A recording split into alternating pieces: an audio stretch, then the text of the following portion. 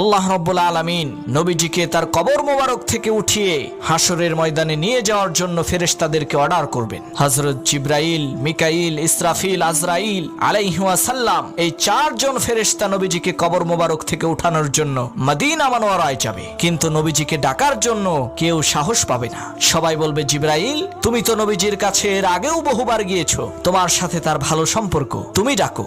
বিশ্ব নবীকে ঘুম থেকে জাগানোর মতো সাহস আমাদের কারো নাই। তখন জিবরাইল আলাইহিস সালাম নবীজিকে ডেকে বলবেন, ইয়া রাসূলুল্লাহ হাসরের ময়দান কায়েম হয়ে গেছে, আপনি ওঠেন। তখন নবীজি কবর থেকে উঠেই তার কপালের বালু মুছতে মুছতে বলবেন, জিবরাইল আমার উম্মত কোথায়? আমাকে নেওয়ার জন্য তারা আসে নাই নাকি তারা জাহান্নামে চলে গেছে? তখন জিবরাইল চোখের পানি ফেলে বলবেন, ইয়া রাসূলুল্লাহ এখনো পর্যন্ত কেউ কবর থেকে উঠে নাই, আপনি উঠলে এরপরে সবাই উঠবে।